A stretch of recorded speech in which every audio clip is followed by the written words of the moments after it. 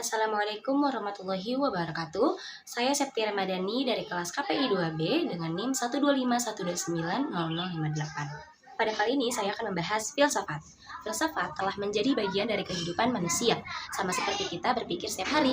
Tanpa sadar, sebenarnya kita sedang berfilsafat. Sepanjang kita hidup, kita akan terus dihadapkan pada pertanyaan-pertanyaan mendasar mengenai makna, kebenaran, dan tujuan hidup. Seiring dengan perkembangan zaman, filsafat tidak lagi hanya dibahas di dalam ruang akademik, tetapi dia juga hadir dalam kehidupan sehari-hari kita, dalam cara kita mengambil keputusan, memandang sesuatu, dan memahami dunia di sekitar kita.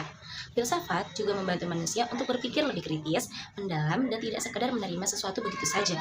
Ya, walaupun sering dianggap rumit dan berat, filsafat sebenarnya dekat dengan kehidupan kita loh. Namun, tetap ada yang perlu dipahami, mulai dari definisi, apa pentingnya, serta contohnya. Berbicara mengenai kata filsafat, dalam Kamus Besar Bahasa Indonesia atau KBBI, filsafat memiliki 4 pengertian. Pertama, pengetahuan dan penyelidikan dengan akal budi mengenai hakikat segala yang ada, sebab, asal, dan hukumnya. Kedua, teori yang mendasari alam pikiran atau suatu kegiatan. Ketiga, ilmu yang berintikan logika, estetika, metafisika, dan epistemologi. Dan yang terakhir adalah falsafah. Adapun pengertian filsafat secara terminologi atau istilah. Namun, perlu diperhatikan bahwasanya pengertian filsafat secara terminologi sangatlah beragam dan sifatnya subjektif. Karena hal ini ditentukan cara berpikir seorang filsuf atau cendekiawan berdasarkan sudut pandang mereka masing-masing. Dikutip dari Journal of Social Research, konsep dan karakteristik filsafat karya Sylvia Rewita dan Saminawati pada halaman 756. Istilah filsafat merupakan serapan dari bahasa Yunani philosophia yang berasal dari kata kerja philosophian yang berarti mencintai kebijaksanaan.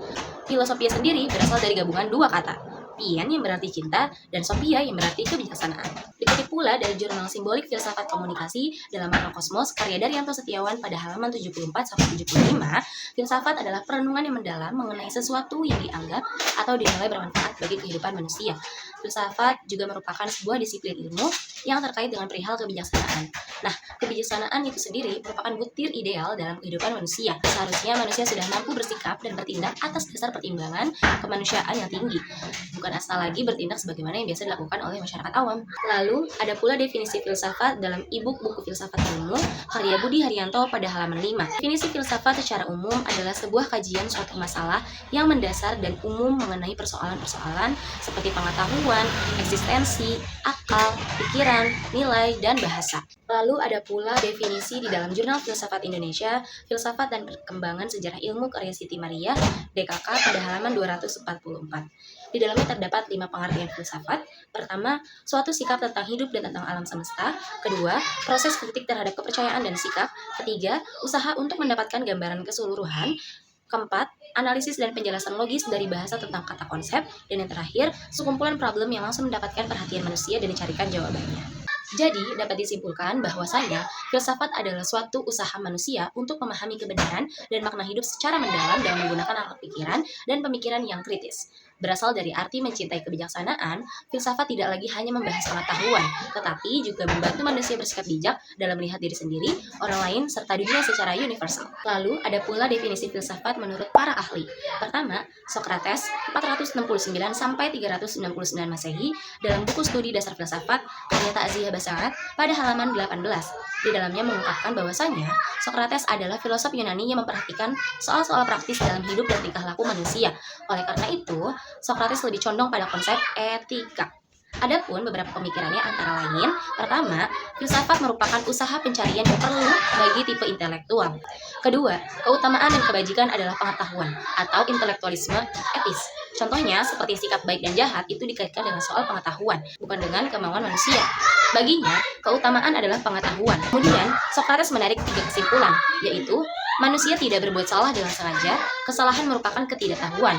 Kedua, keutamaan itu hanya satu adanya, artinya secara menyeluruh. Dan yang terakhir, itu keutamaan dapat diajarkan pada orang lain.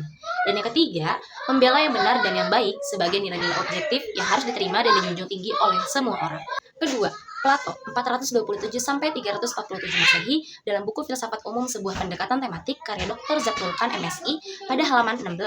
Plato memandang filsafat itu sebagai visi, yaitu visi tentang kebenaran, the vision of truth. Namun, visi ini dalam perspektif Plato bukan semata-mata bersifat intelektual dan bukan pula sekedar kebijaksanaan, melainkan cinta terhadap kebijaksanaan. It is not merely wisdom but love of wisdom. Ketiga, Aristoteles. Dalam buku Dasar-Dasar Filsafat, sebuah pengantar komprehensif untuk pemula dan umum, karya Rizem Aizid pada halaman 44, menurut Aristoteles, filsafat adalah ilmu yang meliputi kebenaran yang di dalamnya terkandung ilmu-ilmu metafisika, logika, retorika, etika, ekonomi, politik, dan estetika. Keempat, Immanuel Kant, 1324-1804. Filsafat itu ilmu pokok dan pangkal segala pengetahuan yang di dalamnya mencakup 4 persoalan berikut. 1. Apakah yang dapat kita ketahui dijawab oleh metafisika? Kedua, apakah yang boleh kita kerjakan dijawab oleh etika? Ketiga, sampai di manakah pengharapan kita dijawab oleh agama? Dan yang terakhir, apakah yang dinamakan manusia dijawab oleh antropologi? Kelima, Hendrikian Muslim juga memberikan kontribusi dalam memberikan definisi filsafat seperti Al-Kindi 790-873 Masehi. Ia menyatakan bahwa filsafat adalah ilmu yang mulia dan terbaik, yang seharusnya tidak diabaikan oleh siapapun yang berpikir. Karena ilmu ini membahas hal-hal yang bermanfaat dan cara menjauhi hal-hal yang merugikan. Jadi, dapat disimpulkan dari berbagai pendapat para ahli, sebenarnya filsafat itu banyak sudut pandangnya. Tapi kalau diperhatikan, semuanya itu mengarah pada satu hal yang sama, yaitu usaha manusia untuk mencari kebenaran dan hidup dengan lebih baik. Socrates lebih menekankan bahwa filsafat berkaitan dengan perilaku hidup dan kebajikan yang berasal dari sebuah pengetahuan. Plato itu melihat filsafat sebagai upaya mencintai dan memahami sebuah kebenaran. Aristoteles itu memandang filsafat sebagai ilmu yang luas dan mencakup berbagai bidang kehidupan. Sementara Immanuel Kant itu menunjukkan bahwa filsafat membantu menjawab pertanyaan-pertanyaan dasar tentang hidup manusia. Dan Al-Kindi menegaskan bahwa filsafat adalah ilmu yang penting karena mengajarkan hal-hal yang bermanfaat dan menjauhkan kita manusia dari hal-hal yang merugikan. Jadi, filsafat itu bukan sekedar teori, tapi cara manusia berpikir secara mendalam untuk memahami sebuah kebenaran, menentukan sikap, dan menjalani hidup dengan lebih bijak. Lalu, kalau ditanya apa sih pentingnya belajar dan memahami filsafat, dari beberapa penjelasan yang tadi sudah saya jelaskan di awal video, menurut saya belajar filsafat itu sangatlah penting karena filsafat itu dapat membantu kita untuk kita bisa berpikir secara lebih mendalam dan tidak tergesa-gesa dalam menerima sebuah informasi. Karena filsafat itu mengajarkan kita untuk mencari sebuah kebenaran sebelum pada akhirnya kita bisa bertindak atau berpendapat. Kedua, menurut saya filsafat itu sangat membantu untuk kita bisa memahami diri sendiri dan apa sih tujuan hidup kita sebenarnya gitu. Jadi filsafat itu membantu menjawab semua pertanyaan dasar, siapa kita, apa tujuan hidup kita, dan lain sebagainya. Adapun contoh dari penerapan manfaatnya. Pertama, yang berpikir lebih mendalam. Contohnya ketika kita memilih sebuah jurusan untuk kuliah, itu kita tidak FOMO, tidak ikut-ikutan teman, atau tidak ikut-ikutan tren. Tapi kita mempertimbangkan semuanya, seperti minat, bakat, tujuan hidup untuk kedepannya kita seperti apa. Yang kedua, contoh dari memahami diri sendiri.